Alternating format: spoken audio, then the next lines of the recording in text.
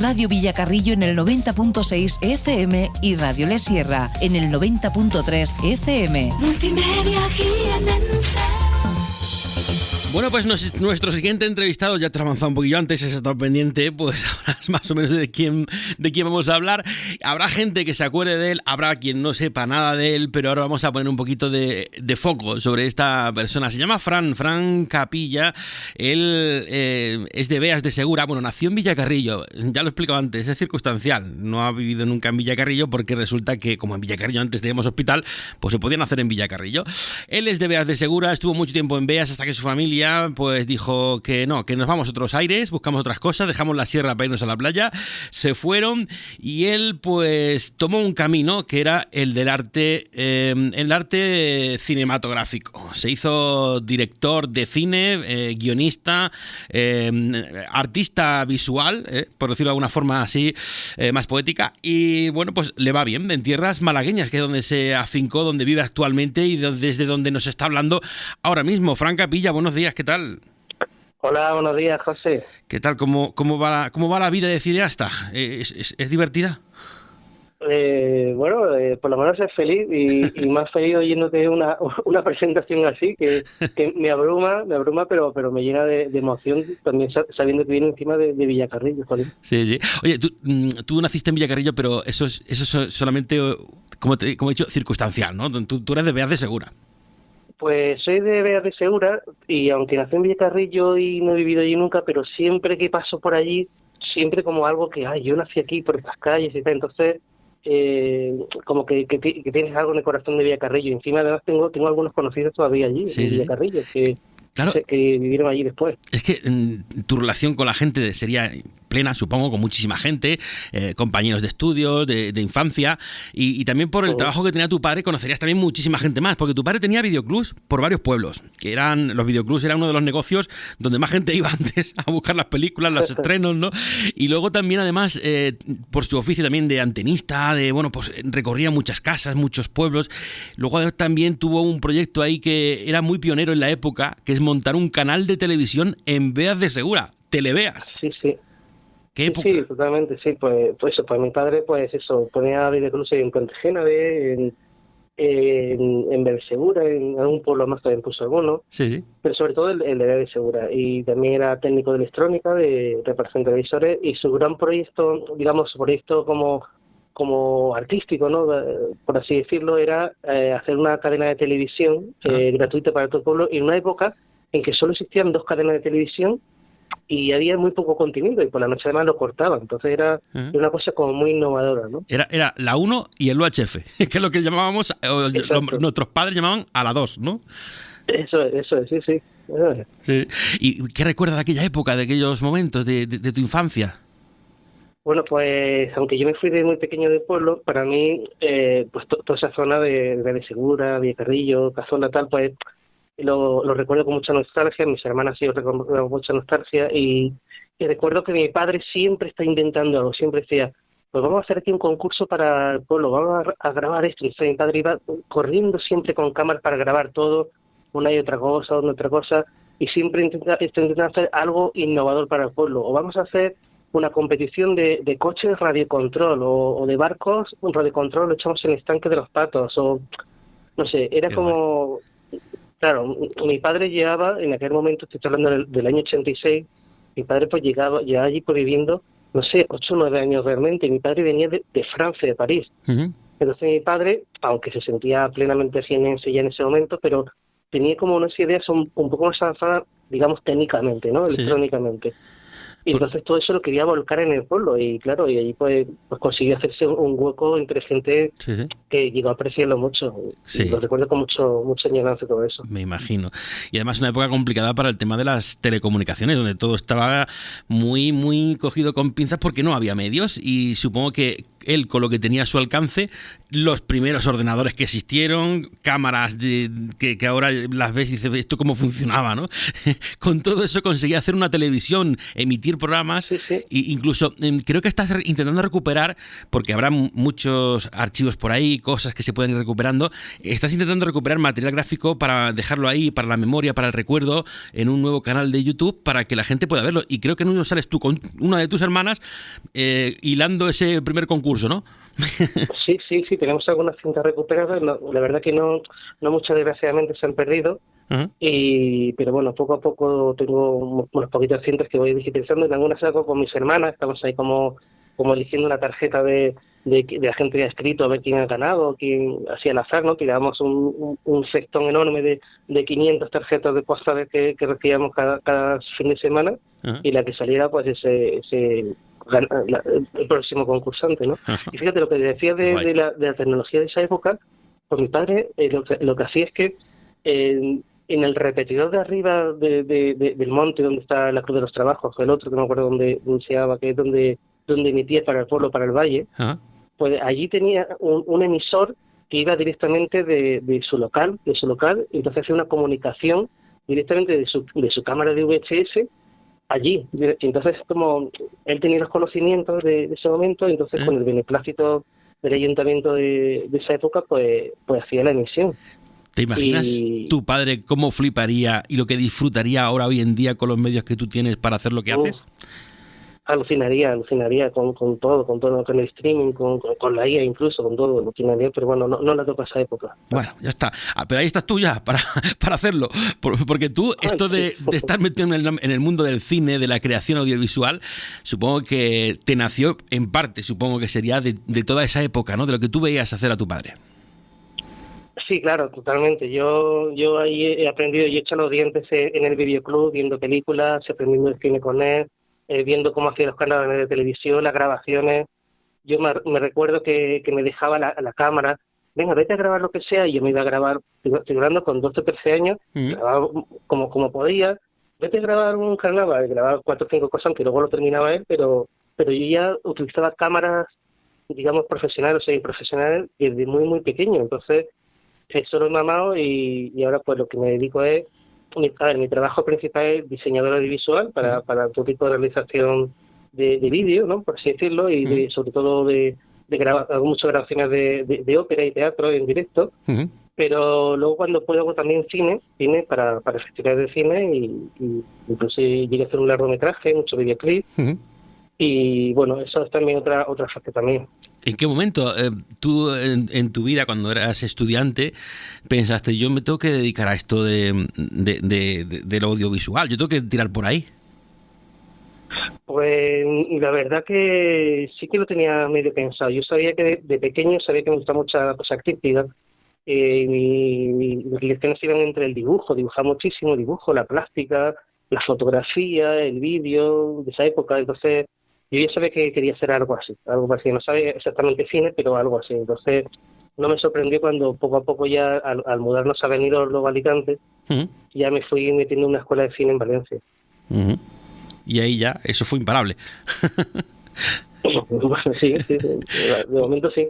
Porque yo, claro, estoy mirando tu biografía, tu currículum, y la verdad es que es impresionante. Esto da pie de hasta dónde has llegado o has conseguido llegar, porque no todo el mundo puede decir que pueda vivir haciendo lo que le gusta, ¿no? Y en tu caso es así, aunque te gustaría dedicarte solo a dirigir seguramente, pero tienes una paleta de actividad bastante importante, y además una agenda bastante intensa que te ha ayudado a conseguir muchísimos premios con cortometrajes, con películas, con grabaciones, con cosas que haces que son parte de tu trabajo tan diverso y tan bonito. Gracias. Bueno, pues sí, es a base de moverse, y como bien dices, pues hombre, sería guay dedicarse solo a dirigir cine, pero es muy difícil vivir del cine solamente. Es ya un estatus que está más alto, y que no todo el mundo llega, pero bueno, que no pasa nada, porque es muy bonito también hacer otro tipo de actividades visuales, y hacer cine pues cuando se puede, como yo digo, hacer cine los domingos y el resto del día trabajar, ¿no? Pero sí, intento hacer películas, por así decirlo, profesionales, con actores profesionales, echándole meses de preproducción, de preparativos, con equipos más o menos medianos o grandes, incluso viajando fuera, construyendo escenarios. Intento hacerlo de manera que cuando llega a los festivales quede seleccionada o incluso que luego quede en distribución por Amazon Prime o Apple TV o otras plataformas. ¿Qué es lo que más te gusta de tu trabajo, de lo que haces? ¿Qué es lo que más te apasiona? Pues lo que más me apasiona, lo que más me gusta es el momento en que ya tienes escrito el guión y ahora empiezas a rodarlo, no empiezas a darle forma y dices, ay, qué guay, así como lo he pensado, o mejor, o un poco de manera diferente. Es como el rodaje. Fíjate, hay una frase de Claude Chabrol, el editor francés, que me gustaba mucho, que decía, si en un rodaje sufres y lo pasas mal, dedícate a otra cosa. Y eso yo me lo aprendí muy temprano. Entonces, a mí me gusta ir a los rodajes a disfrutarlo, porque tengo que tener todos los deberes hechos. No puede ser que diga, no, falta esto, falta otro. No. Todo perfecto y vas allí a disfrutarlo. Un mero trámite el rodaje. Claro. Y en esto, a no ser que seas millonario y aunque lo hagas como una segunda actividad de tu día a día, pero también tienes que tener mucho cuidado en buscar el equilibrio, ¿no? Entre lo que te apasiona, la forma de hacerlo, como mejor te gusta y que sea medianamente rentable, ¿no? Por ejemplo, o que llegue a tener premios, que es lo interesante a la hora de presentar una producción, ¿no? Bueno, a ver, el arte realmente siempre ha sido para personas inquietas que tienen un mensaje que mostrar y yo pienso que un millonario a lo mejor que ni siquiera haría cine. Bueno, puede ser que sí, pero, por hobby. Pero lo normal es que no. Entonces, al final esto siempre un poco de sacrificio y, así como tú dices, buscar el equilibrio, buscar un poco de financiación por allí, otro poquito por aquí, y de repente yo tengo financiación para una película, que a lo mejor una película low cost, de bajo presupuesto, para las altas presupuesto que se está manejando en Madrid o en Hollywood, etcétera. Ajá. Pero con esto ya tengo suficiente para hacerlo bien hecho. Y entonces pues nos tiramos a la piscina y lo filmamos. Pero fíjate, tu pasión es tal por este mundo que incluso has elaborado ya algún libro y tienes otro por ahí preparado, creo que, ¿no?, para lanzar, que está dedicado al trabajo cinematográfico. Es decir, has cogido uno de tus guiones, tus producciones y has plasmado cómo se ha hecho y qué es lo que se ha hecho, ¿no? Sí, eso es. Pues tengo ahí un par de libros publicados de cómo hice el largometraje que hice en París. Ajá. Y cómo he hecho el corto que he hecho de época, lo único que tengo de época así de época de 1700 y pico. Ajá. Y ahora tengo uno preparado que es como hice el último corto que hice, que es de época medieval. Y bueno, para que la gente esté un poco informada, quien quiera adentrarse en eso. Sí. Son libros más técnicos, más tipo de ensayo. Sí. Uno es Disonancias, que es el de rodaje de época, y luego Las hijas de Danao, ¿no? Son los dos libros que tenéis publicados. Eso Son libros que tienen un público muy específico para gente muy amante del cine, que todavía los hay, ¿no? Aquella época de los videoclubs donde había gente que devoraba las películas, que diariamente visitaba y se llevaba los brazos cargados de películas porque disfrutaban viendo una detrás de otra, y gente que hoy en día todavía sigue disfrutando así del cine.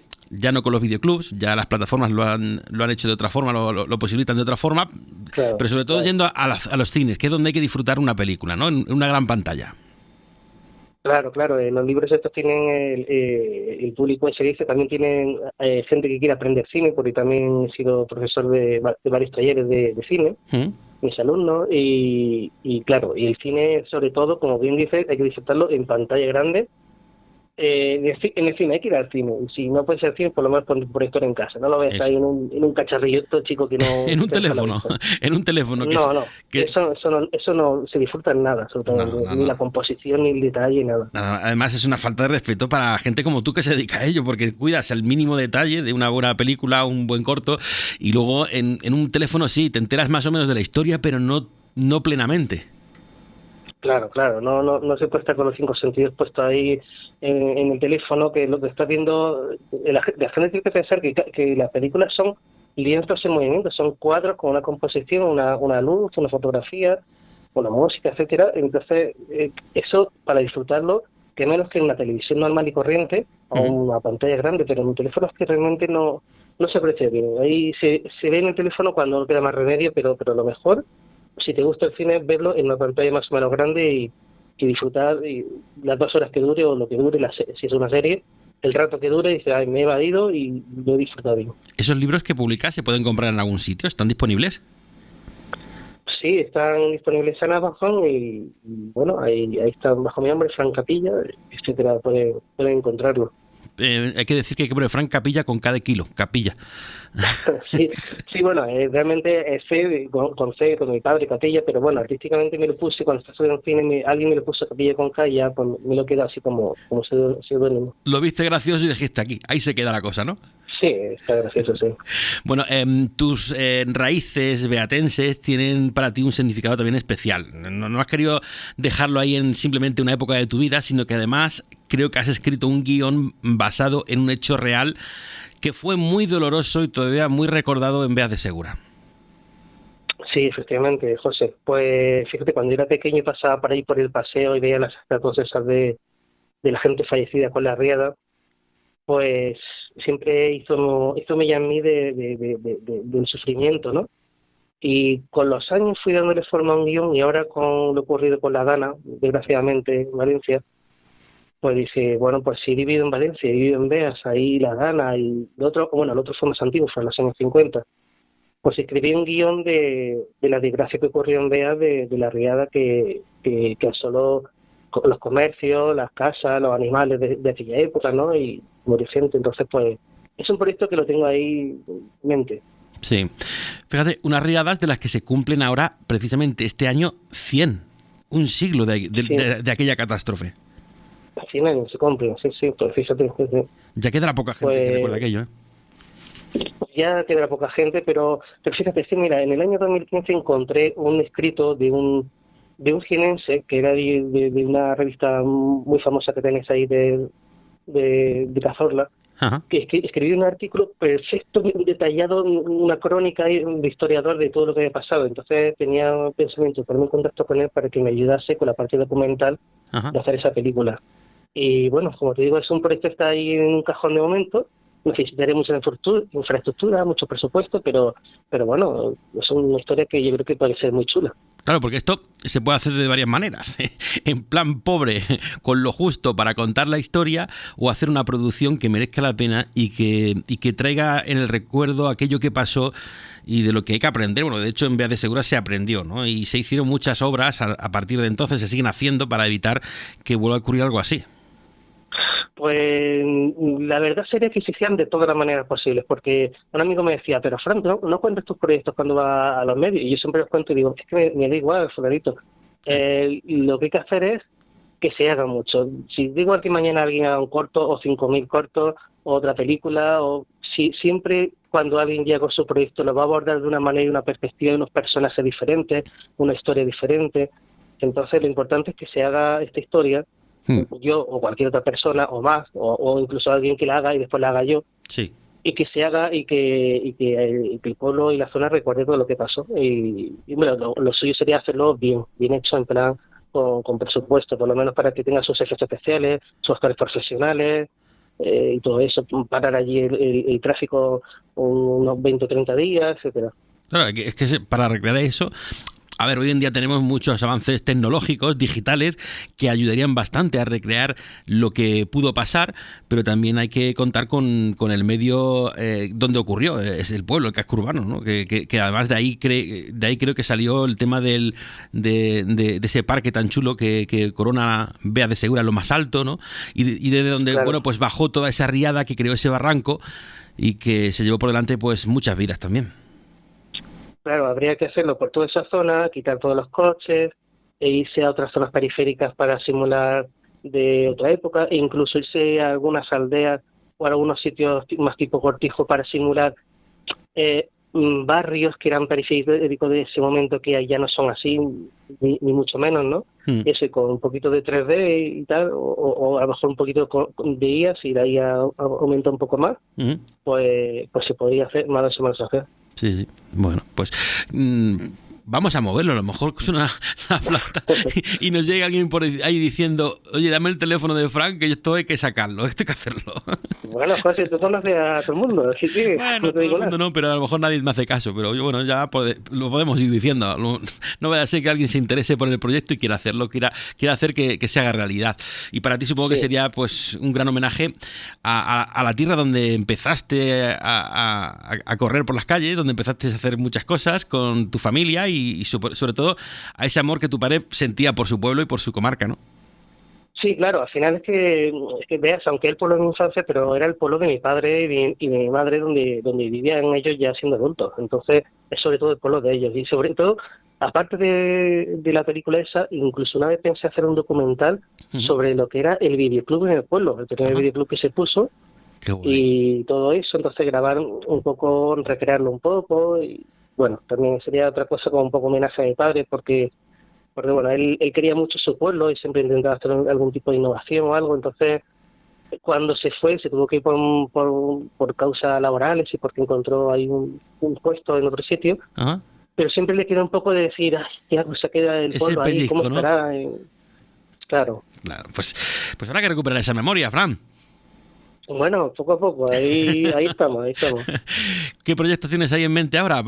Tu trabajo diario, vale, sí, pero luego seguro que tienes por ahí proyectos cinematográficos que estés trabajando en ellos o que tengas ahí en mente, ¿no? Sí, pues ahora estoy trabajando en una peli que estoy preproduciendo, estoy preparando, que también es de época, pero en una época del siglo XIX, que va sobre duelos de honor de estos que se iban al bosque, daban 10 pasos y disparaban. Una película que va de duelo de honor, pero también con una visión un poco diferente que ocurre algo un poco diferente también. No puedo contar mucho, pero tiene un actor muy bueno y muy conocido en el Festival de Málaga, Ajá. que es un hacha y es súper simpático y maravilloso. Y vas a ser una cosa como muy fuerte, porque va de un duelo, otro, alguien que está muy acostumbrado a duelos y ha hecho de su vida eso y está harto también de esa vida, ¿no? De los premios que han llegado a las producciones que has hecho, que hay alguna incluso en ruso, tienes ahí un corto en ruso. Sí, también. De los premios que han llegado a algo que tú has hecho, ¿cuál es el que más ilusión o más entusiasmo te ha despertado? Pues mira, hay varios, sí. Me acuerdo el premio que nos dieron en Florida, en Estados Unidos. Me dieron una placa enorme que digo, esta placa va a hundir la mesa. Está muy chula. Luego también está el premio que nos dieron en Sevilla, en el Teatro López de Vega, que con el cuarto tema 3, que el cuarto que está en ruso, precisamente, y fue muy bonito. Y luego también hubo otro premio que me dieron en Nápoles. Era un festival de cine dedicado al director Dino De Laurentiis, en conmemoración, ya falleció, Dino De Laurentiis. Entonces me dieron un premio y el director en italiano me dio un diploma escrito de qué es lo que le parecía el cortometraje de Disonancia. Ajá. Que es tan bonito lo que me escribió, pero no te pueden imaginar, preciosa. Ajá. De lo que recordaba el de su infancia, cuando este corto, que lo tengo enmarcado también. Pues son ese tipo de premios, ¿no? Bueno, los premios, pues sí, afortunadamente pues tengo bastantes premios y bueno, pero algunos son más especiales que otros. Supongo que un gran premio también habrá sido que hace poco has sido padre, ¿no? Eso ha sido ya el colofón. Es el mejor premio de todos, porque sí, estoy a punto de ser padre, todavía no estoy estás a punto. Vale, estoy a punto, sí, ya en breve, unos cuantos días y ya está, y habrá que enseñarle a la pequeña, va a ser una niña, habrá que enseñarle todas estas cosas de cine y todo eso. Qué bien, y que sepa cuál es la tierra de origen de su padre, que no se lo olvide.